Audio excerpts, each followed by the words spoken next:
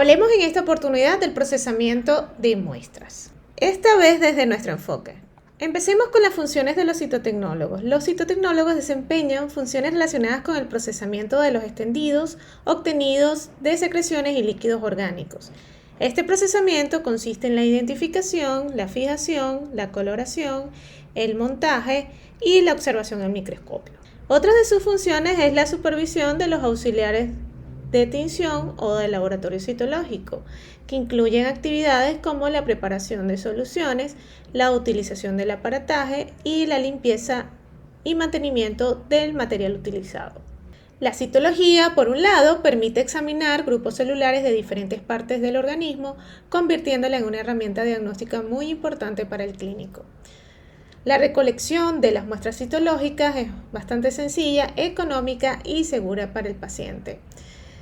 La citopatología, por otro lado, es la ciencia que estudia las alteraciones morfológicas de las células o grupos celulares que se desprenden de las cavidades o superficies corporales o de las que se obtienen mediante distintos instrumentos o herramientas. Las células obtenidas son tratadas por técnicas citológicas y posteriormente estudiadas mediante microscopio. Pero ¿cómo se obtienen estas muestras? Pues se obtienen a través de diferentes técnicas: raspado, cepillado, punción aspiración con aguja fina, las células contenidas en líquidos corporales, ya sean fisiológicos o patológicos. Hablemos de la obtención de estas muestras.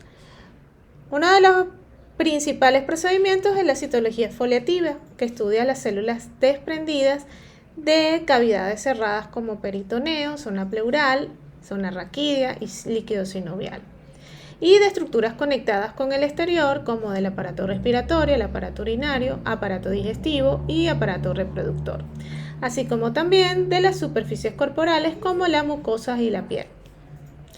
Estas células se obtienen mediante un instrumental forzado, como son los cytobrush o cepillos, mediante raspado o lavado, y por exfoliación por células desprendidas o líquidos de células de fluidos corporales como cefalorraquídeo, acítico, pleural, sinovial, orina o esputo.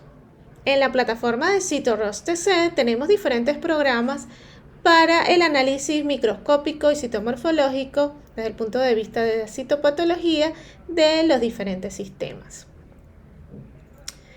En lo que respecta a la obtención de muestras citológicas, también podemos obtenerla a través de punciones. Punción aspiración con aguja fina es el método principal utilizado para el estudio de células a través de punciones, ya sea con aguja fina, con aguja gruesa o con aspiración forzada de lesiones que se encuentran en estructuras sin conexión al exterior.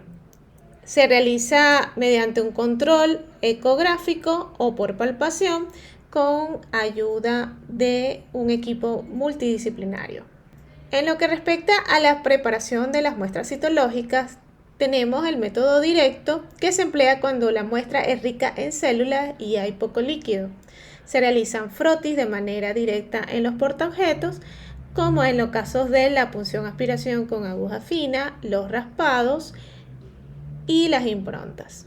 Y el método indirecto, las muestras obtenidas son líquidas, por tanto deben centrifugarse. Se centrifuga entonces la muestra para obtener una pastilla o un sedimento celular. Se realizan los frotis, en estos casos pueden ser orina o los diferentes líquidos corporales. Hay ciertos líquidos que podemos enriquecer desde el punto de vista celular para lograr un precipitado o un sedimento con mayor cantidad celular. Allí podemos entonces analizar las diferentes células y su morfología.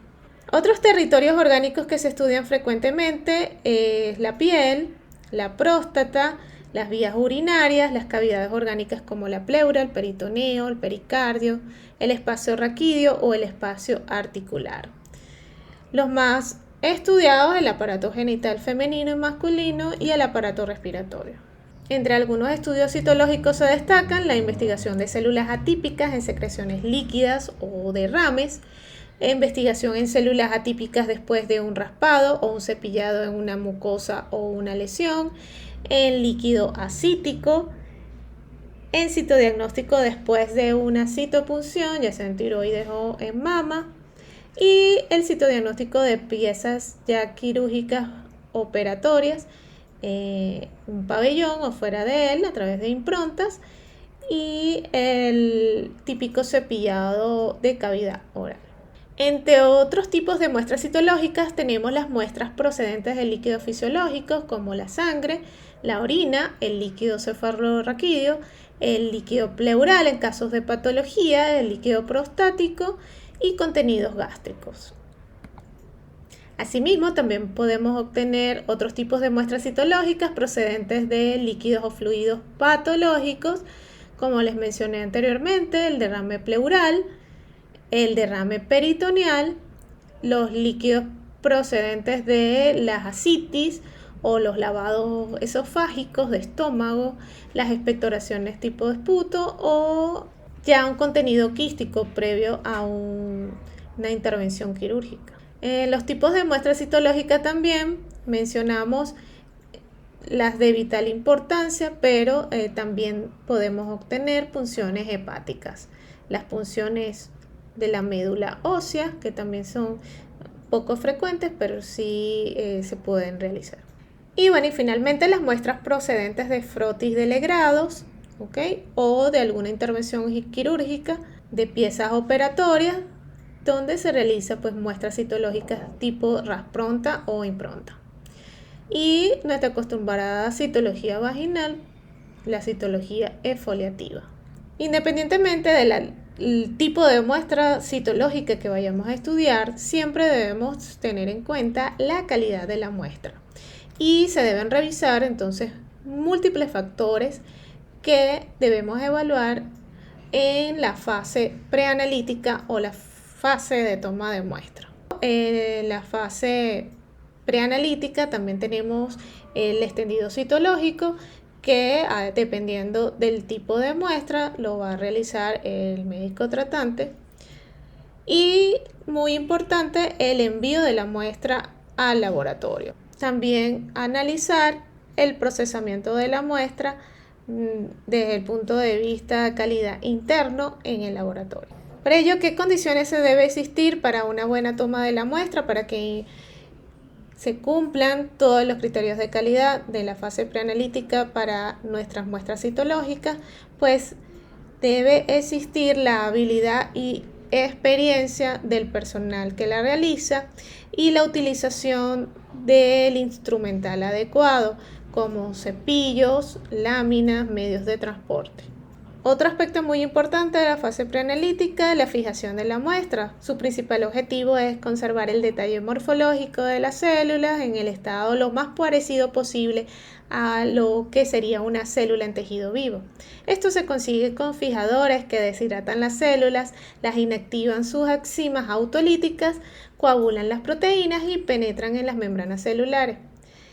Esto es un paso indispensable para evitar una extensión deteriorada u oxidada o insuficiente, que no tome bien los colorantes y que no permita una correcta interpretación desde el punto de vista citológico.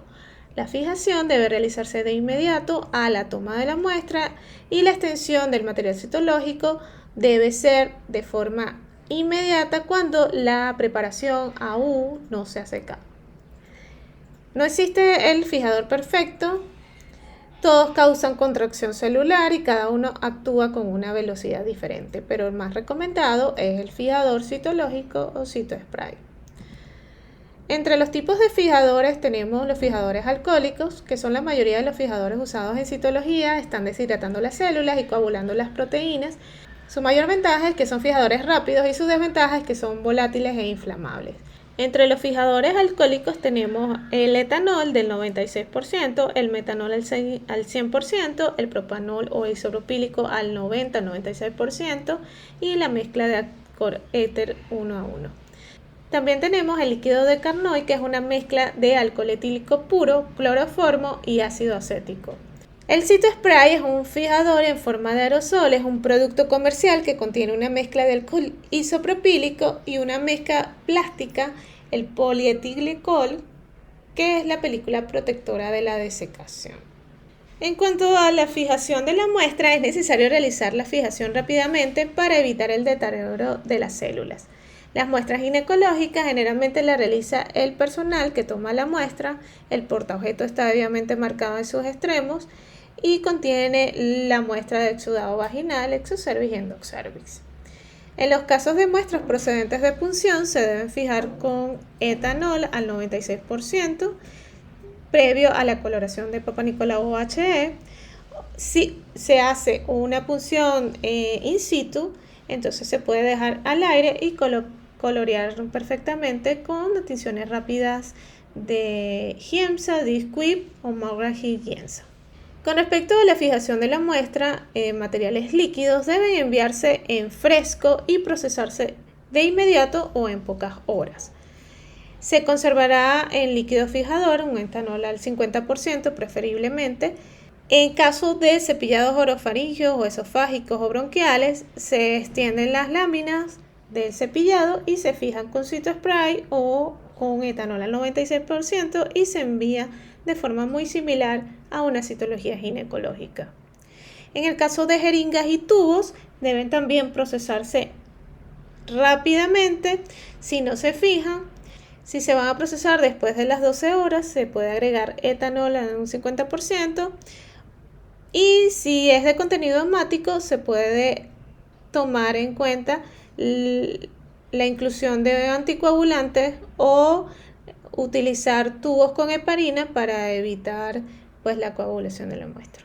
Muy importante acompañar todas estas muestras con la hoja de información clínica o la hoja de solicitud de estudio citológico. La misma debe contener la información pertinente, los datos del paciente, la enfermedad objeto de estudio y el diagnóstico presuntivo. En general, debe incluir todos los datos de la documentación clínica, el centro o el servicio de procedencia, el nombre, la edad, el sexo y la edad de la paciente.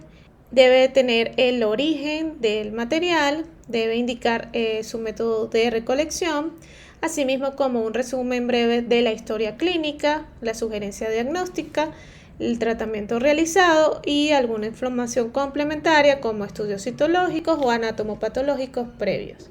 Entre las técnicas de coloración tenemos que el objetivo es la visualización óptima y adecuada de las células, permite la diferenciación de los diferentes constituyentes celulares y permite entonces destacar lo más posible de la estructura nuclear, ya sea el núcleo, el citoplasma, si es eosinófilo o basófilo, o independientemente si estamos buscando algo en específico, utilizar la técnica de coloración correcta. Generalmente los colorantes más utilizados, la hematoxilina, la eosina, el orangel, la fucsina, el verde luz, el PACMAR.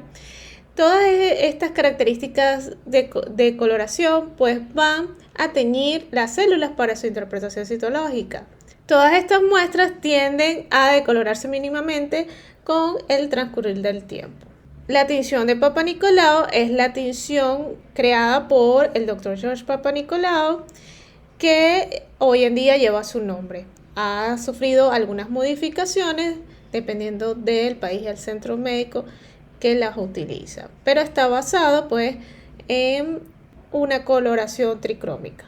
Generalmente es usada ampliamente a nivel mundial para el diagnóstico vaginal, cervical y de los diferentes fluidos corporales. Aquí un ejemplo de una coloración de Papa Nicolau en células superficiales.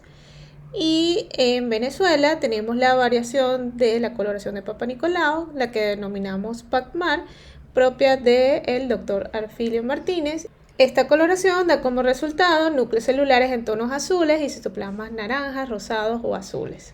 La importancia de la tinción en citología es bastante importante la calidad de la tinción del núcleo, ya que es el que nos va a marcar la distinción de las células benignas y malignas.